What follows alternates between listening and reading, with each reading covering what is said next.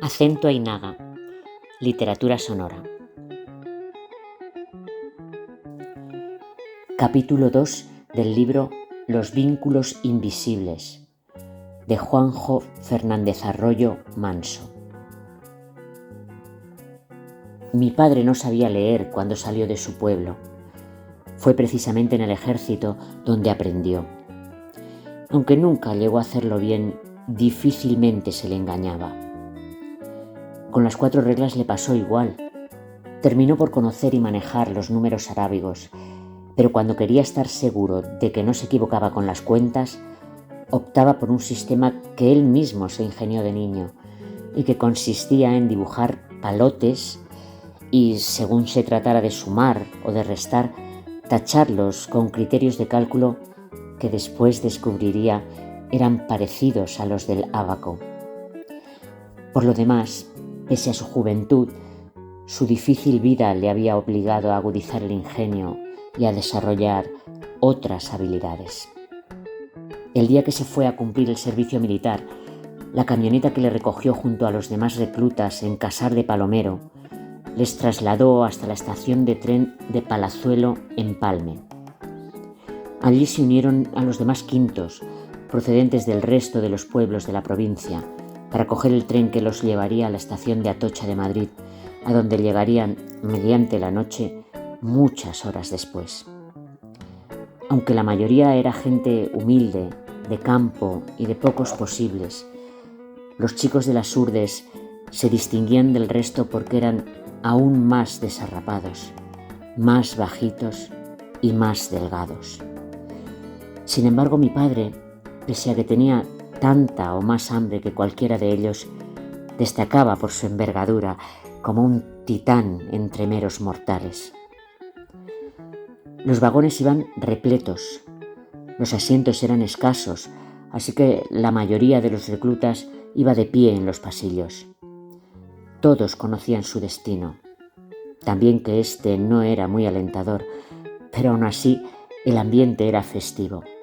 Carcajadas nerviosas, vocerío, bromas, agitación.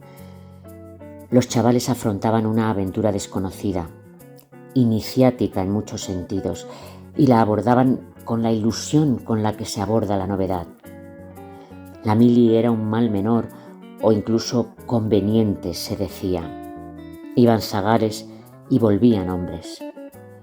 Un par de hostias chusqueras de manos de un sargento más chusquero aún les vendrían muy bien. No obstante el jolgorio, muchos estaban asustados, muy asustados. No en balde era la primera vez que salían de sus casas y se enfrentaban a lo desconocido. Ocupando 2 bancos, había un grupo de 6 muchachos que llamaban la atención por lo bien que iban vestidos. Eran de Plasencia. La complicidad entre ellos delataba que ya se conocían. Excitados, bromeaban entre ellos y, crecidos por la superioridad que se arrogaban por ser de un pueblo grande, se mofaban sin demasiado disimulo de los demás compañeros de viaje, especialmente de los urdanos. Estos, entre los que se encontraba mi padre, en una instintiva búsqueda de autoprotección en la manada, se aglutinaban en la mitad del vagón, en los bancos contiguos al de los 6 de Plasencia. El que parecía su líder era un muchacho vistoso, no solo por guapo, sino también porque vestía camisa blanca, corbata negra y un traje gris marengo cruzado que, aparte de no tener muy desgastado el paño, le caía como un guante y le daba un toque de distinción a lo señorito. Su pelo, peinado con la raya al lado, brillaba y se mantenía inamovible por mucho que cabeceara. El intenso olor que emanaba no dejaba duda de que el fijador que había utilizado era zumo de limón. Un bigotito fino y muy perfilado, que imitaba al de Clark Gable, terminaba de componer su atrezo. Interrumpió las risotadas de sus amigos y les bisbiseó lo que parecían unas indicaciones. Acto seguido, uno de sus paisanos se puso en pie y pidió un momento de silencio. Poco a poco, el bullicio del vagón se apagó. Acaparada así la atención, el líder de los placentinos cogió del estante una maleta y extrajo de ella un paquete envuelto en papel de estraza. A juzgar por su forma, cobijaba un bocadillo de dimensiones considerables. Un murmullo de admiración se extendió entonces por todo el vagón. El del bigotito, consciente del reclamo que representaba entre aquellos muertos de hambre lo que sostenía en la mano, sonrió. Uno de los que le acompañaban no pudo evitar una risotada algo bobalicona. El cabecilla le dedicó una mirada de perdonavidas que le dejó congelado. Mi padre, que muchas veces había sido víctima de la diversión de los demás a costa de su hambre, no tuvo duda de cuál sería el devenir de los siguientes acontecimientos. «¿A qué no sabéis lo que llevo aquí?», preguntó el del bigotito a sus amigos, aunque se dirigía a todos los demás. «¿Qué, Matías, qué?», le contestó uno de los de su grupo, como si le diera la réplica en un sainete ensayado. «Pues…», hizo una pausa para crear más expectación, que coincidió con el inicio de la marcha del tren. «Un bocadillo de chorizo de Salamanca», declamó como lo habría hecho un subastero. «Y sabéis, me encantaría que lo probara todo el mundo, pero…», afectó lamentarse, «somos muchos y no va a poder ser». «Eso es verdad», intervino con impostura el que le daba las réplicas. «Es una pena». El tal Matías, hijo de un falangista reconvertido al movimiento, con competencias de cacique cualificado entre sus vecinos, se sentía muy por encima de los que le rodeaban y estaba seguro de que Evaristo, con diferencia el tipo más grande y peor encarado de los que viajaban en el vagón, era el candidato perfecto para hacer exhibición pública de su poder.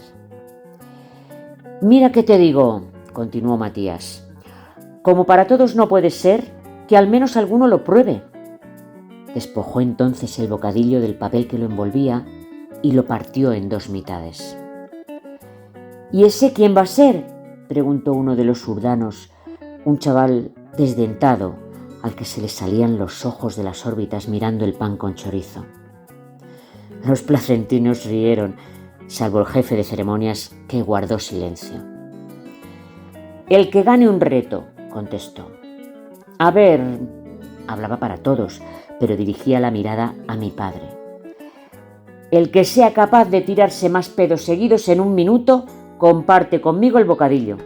¿Qué os parece?». La expectación fue sustituida por sorpresa. Se escucharon algunas carcajadas aisladas. Matías dio un bocado a uno de los pedazos del bocadillo. Lo hizo con parsimonia, con placer, o eso les pareció a los demás, sobre todo a los que llevaban en ayunas desde el día anterior, que eran muchos. «¿Quién va a ser el primero?», preguntó relamiéndose de los restos del bocado que aún mantenía en la boca. El urdano desdentado, el que más interés había mostrado por el bocadillo, se hizo un hueco y dio un paso al frente. Yo seré el primero», dijo con los ojos fijos en el pan con chorizo. «Bien, muy bien», convino el placentino, «pero necesitamos al menos otro concursante». Mi padre esta vez no rehuyó su insistente mirada. El del bigotito, que se dio cuenta, entendió que el gigante aceptaba el envite, de modo que, sin más preámbulos, se dirigió directamente a él. «¿Te animas tú?», le preguntó. Los ojos de mi padre lo taladraron. Por un momento, el placentino dudó incluso si seguir adelante. El rostro de mi padre le advertía, aun sin mover ni una sola de sus facciones. No obstante, el placentino, habituado a ejercer el poder de la camisa azul de su padre, decidió continuar. Sí, tú, hombre», le confirmó señalándole con el índice. «Venga, no seas tímido y ven para acá». Las cabezas se tornaron en dirección a Evaristo. Sin mediar palabra, este se hizo hueco y se colocó ante el placentino y a la par que su contrincante, que, desde los más de 30 centímetros que lo separaban de sus ojos, le mostraba las encías casi desnudas en lo que pretendía ser una sonrisa desafiante. «Bueno, pues ya tenemos a los concursantes», resolvió satisfecho Matías. «Así que, ¡hala!, que empiece el juego», declamó como lo haría un César en el Coliseo. «A ver», continuó, «tú serás el primero», señaló al otro urdano. «Os pido, por favor», se dirigía ahora a los demás, «que en adelante guardéis silencio». Volvió a sentarse, puso la maleta sobre sus piernas, extendió sobre ésta el grasiento papel que había envuelto el bocadillo y depositó sobre él los 2 pedazos. Seguidamente se quitó de la muñeca izquierda un reloj de pulsera y lo mostró en un gesto solemne de imparcialidad. «Cuando a la de 3 diga ya», exclamó, «comenzará tu minuto. ¿Está claro?». El desdentado asintió y, sin solución de continuidad, Matías dijo la palabra convenida. El muchacho se puso en cuclillas. Gas era, si no lo único, de lo poco que tenía en las tripas, de modo que confió en su suerte y apretó el abdomen desesperadamente para ayudarla. Mi padre lo miraba con un gesto que podría recordar a la misericordia, aunque no era eso lo que sentía. El resto de los reclutas comenzó a reír.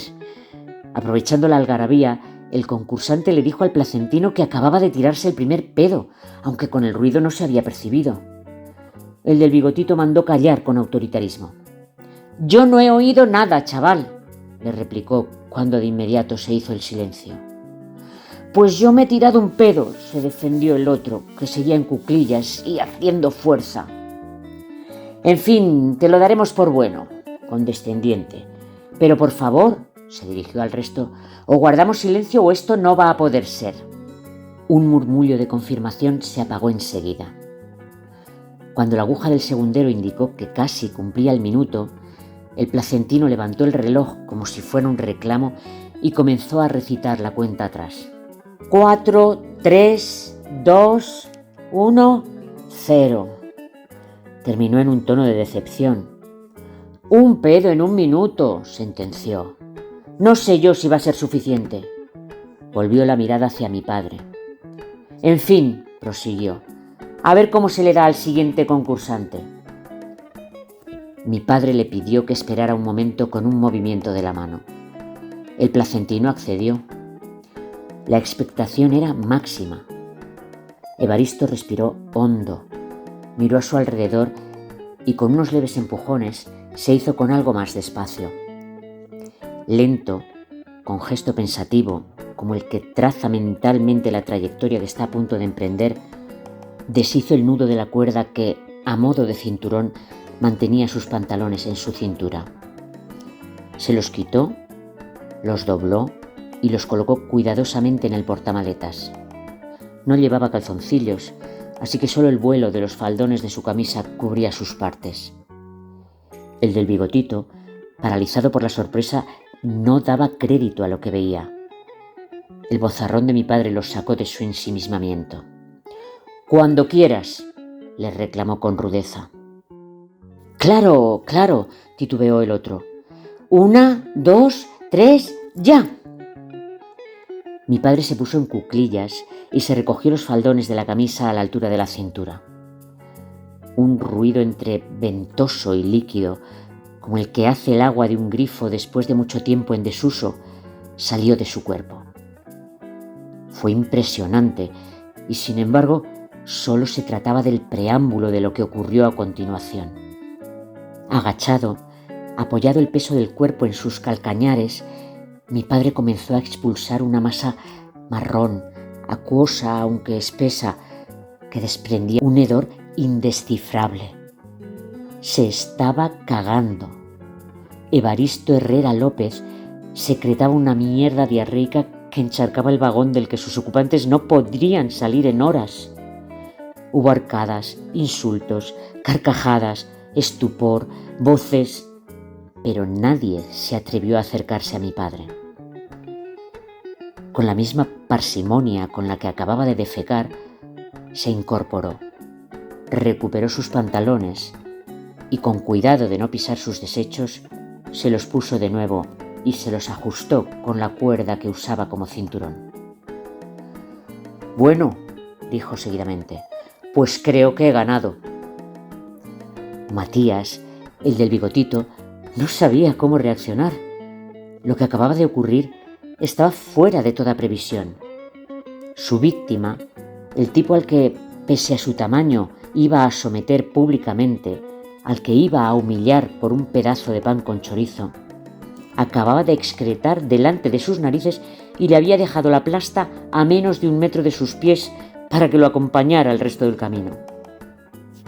Mi padre, que se dio cuenta de que el placentino no sabía ni por dónde le venían, cogió uno de los 2 pedazos del bocadillo y comenzó a comerlo. De 3 bocados había acabado con él. Unos aplausos tímidos comenzaron a sonar desde la parte opuesta del vagón. Sin tardar vinieron a más y un instante después todos, salvo el grupo de Matías, aplaudían a rabiar. Yo creo, dijo mi padre haciéndose oír e intentando apaciguar con gestos de agradecimiento la ovación, yo creo que me he ganado el bocadillo entero, ¿no te parece, Matías? Conforme hablaba, aproximó su mano al otro pedazo, pero el del bigotito se le adelantó y con intención inequívoca lo dejó caer sobre los excrementos de mi padre. Vaya, lo siento, fingió una disculpa. Se me ha caído. Pero bueno, no pasa nada. Total, es tu mierda. Así que no te dará mucho asco limpiarlo y comértelo, ¿verdad? Mi padre lo observaba en silencio con una mirada espesa, pesada. Pues ala, ya sabes lo que tienes que hacer, le dijo desafiante. La multitud se unió al silencio de mi padre. La situación entraba en una fase distinta, menos jovial, más peligrosa. Evaristo, sin variar el gesto, sin mover ni un solo músculo de su cara, sin coger impulso, sin que nada en él permitiera vaticinar lo que estaba a punto de ocurrir, propinó al tal Matías un bofetón a mano abierta con tal contundencia que el placentino cayó a plomo sobre el paisano que tenía al lado. Este, que como el resto no lo esperaba, no reaccionó y no pudo evitar que el bigotito de su amigo fuera a parar contra la inmundicia que mi padre acababa de defecar. Mi padre miró a su alrededor. Advirtió con su mirada a los pocos que se la aguantaron y sin añadir nada más, volvió a integrarse entre los urdanos que le hicieron hueco sin rechistar para que se acomodara donde tuviera por conveniente. El muchacho desdentado, el otro concursante, cogió del suelo lo que quedaba del bocadillo, lo limpió con la mano y se lo comió. Casi 2 días después, el tren llegó a la estación de Atocha. Mi padre contaba con el respeto de la práctica totalidad de los reclutas. El tal Matías, el del bigotito, aún olía a mierda. ¿Te ha gustado? Pues dale al pulgar hacia arriba, o comenta, o suscríbete, o todas las cosas a la vez. Muchas gracias.